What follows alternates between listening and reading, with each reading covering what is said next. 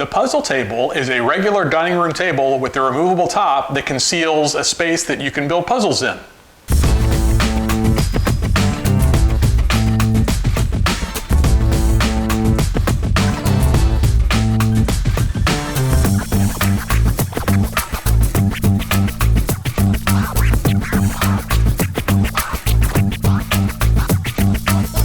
This type of table is called a gaming table, but the D&D group meets at the house down the road. They just build puzzles here, so we call it the Puzzler.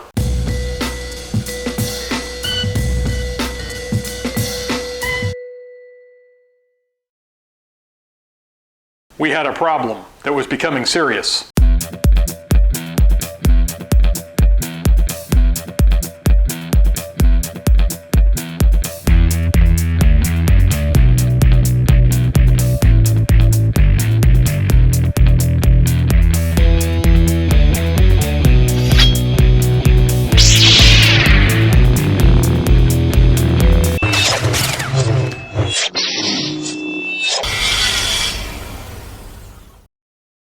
Mom takes her puzzles really seriously.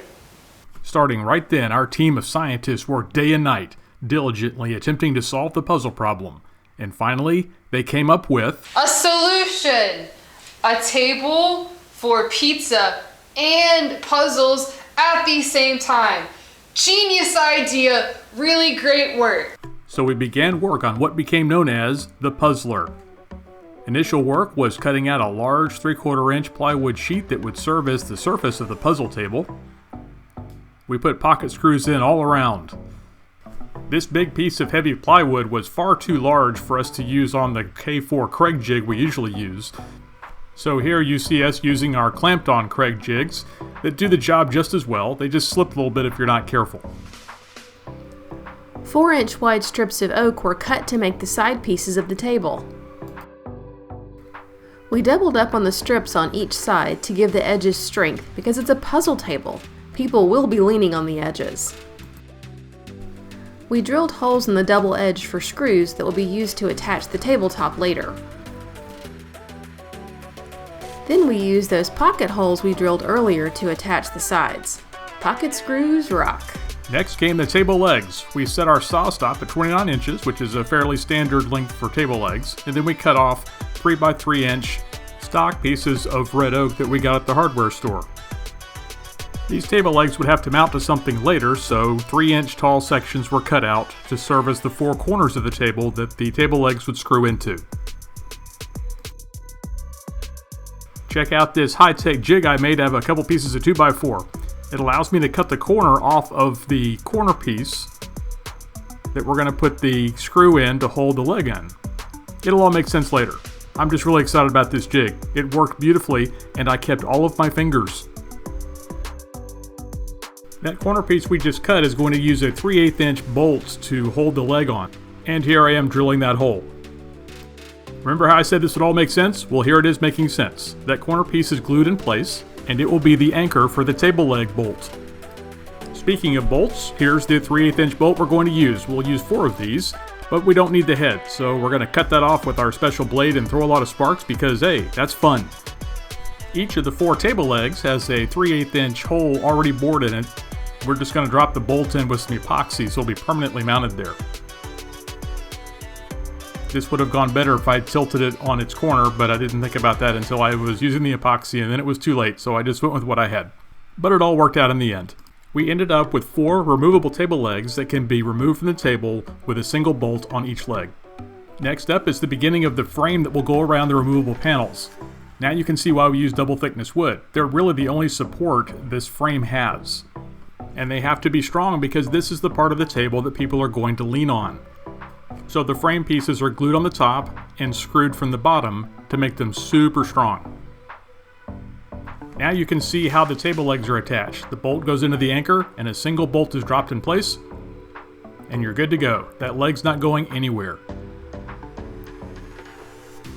Then the other 2 pieces of the frame are glued and screwed in place, and we have a tabletop, sort of, without the panels. This is the first use of Carty McCartface, our shop cart that we can push around the shop. It's on wheels, and you can push it to wherever you need it. We love Carty McCartface a lot more than we probably should. With the table complete, it was time to start working on those removable panels on top. Now we're going to make them two-sided, color side and wood side, and we started with just the scraps we had laying around the shop. We've got a lot of scraps laying around from a lot of the projects we've made, so it wasn't too hard to find things to cut up. Right here I'm cutting up some panels that we tried for this table earlier that didn't quite work out. So we cut them up. We ended up with quite the stack of various types of hardwood strips. Then we cut the wood strips into random lengths and laid them out on the puzzle bed to make sure they'd actually fit. Fitting the random pieces together was actually kind of a puzzle in itself. Ironic, no?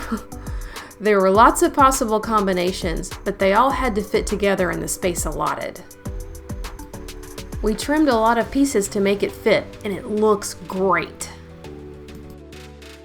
And then we painted the strips with super cheap acrylic paint we got for a couple bucks at the hobby store. Enjoy this painting montage.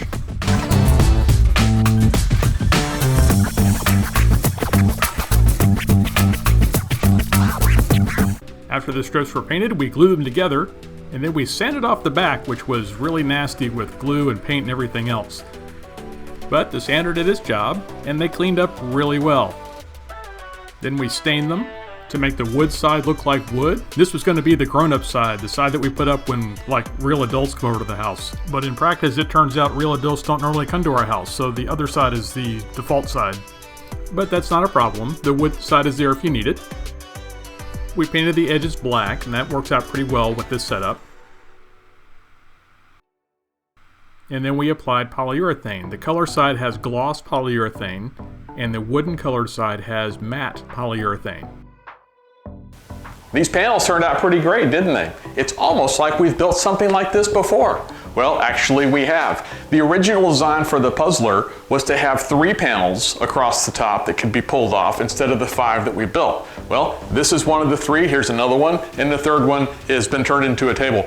But they turned out to be too heavy. They're too wide to easily handle by my wife. Plus there's really nowhere in the kitchen to store them easily. So we changed this out and we went to a narrower design. And so now we can lay them across the bar stools and they're out of the way. And these panels are now in our scrap bin. As I said, Hannah's already built a table out of one, which will be an upcoming video. And we're probably gonna do things with these other 2, but they're too nice to throw away, don't you think?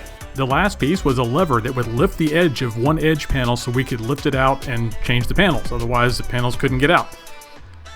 Don't worry, I'm not in danger here. Remember, this is a double thickness piece of wood. I'm just chipping away at the first one.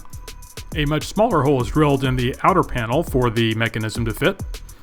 And it fits in pretty perfectly. It looks good too. This lever mechanism is actually a toilet flushing handle. That's why it's got this long plastic piece here. It all fits together and it does what we need it to do. We just won't tell dinner guests that our table was made with toilet parts. But you can see how it works here. You pull on the lever and that big plastic piece flips up. Now I put the final piece in place, completely flush against the top of the table, and look at there, it lifts it right up. That's how it works. The panels we built need to be supported, so now we're cutting the strips that'll do that. We're going to countersink the screws to hide them, and these are the holes that will do that. The pocket hole bit in the drill press does that nicely. We screwed the strips in place for a test fit to make sure they would support the panels and everything would look right. Then we later removed them for painting. And speaking of painting, we painted the whole thing white. The same color we hope to paint our cabinets one day. If we ever have time for, I don't know, home improvement. And now that the table is painted, the support strips are put back in. Look, they're black now. Fancy, huh? Now that the table is painted, I can put the lever mechanism back in place. Look how nice that looks against the white.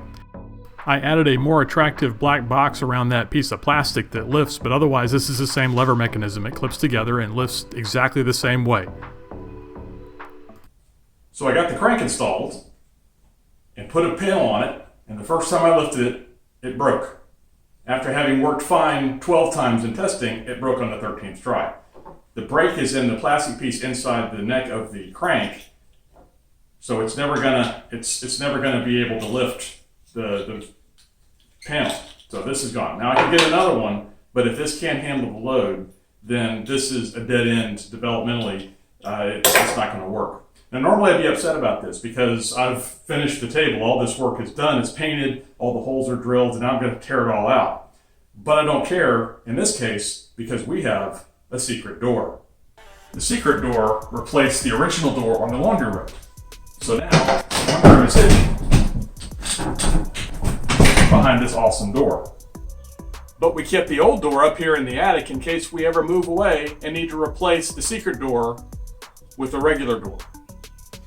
But friends of ours who came over said, who wouldn't want this door? And to be honest, we wouldn't want to sell our house to people who would want a door like this. I mean, really. Don't you want one of these? So now, we don't need this old door. But this old door still has something to give. Look at this.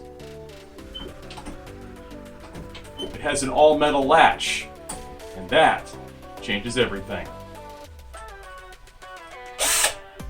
After using a variety of tools to gently coax the latch into place, it works great. Look at that. It looks like it was supposed to be there all along. A thin strip of cork tape keeps the rails from scratching the panels, and that's it. We are done.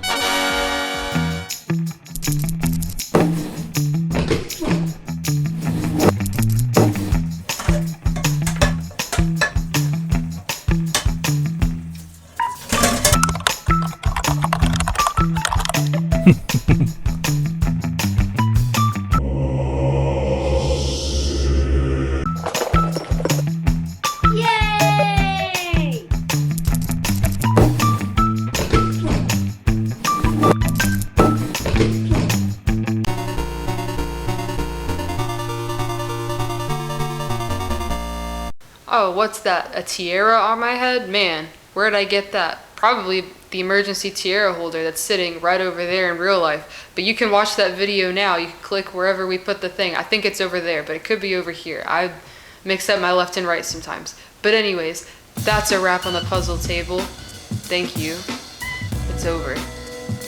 This project had its ups and downs, as we talked about, but we ended up with a table that is extremely versatile. We use it to eat off of every day, but it also is used for puzzles and everything else. And look here, we've got the non-party and the party side set up side by side. We never do this for real. In fact, we usually just have the party side up with all the bright colors and everything here because they like that, and I think you understand because you see the kind of people I live with. It's me. He lives with me.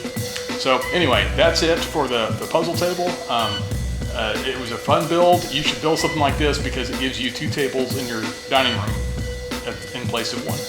If you build it, please send us pictures. Also, a big thank you to our patrons who are scrolling by now. We super appreciate the fact that you guys are supporting us. It means the world to us, and if you would also like to be a patron, the link is down below. You can check it out. Don't forget to follow us on our social medias, which are also down below. And don't forget to like, subscribe, hit that bell icon so you don't miss an upload. Also comment. We love reading your comments. Like, actually, it's great. Fantastic. Have a good morning.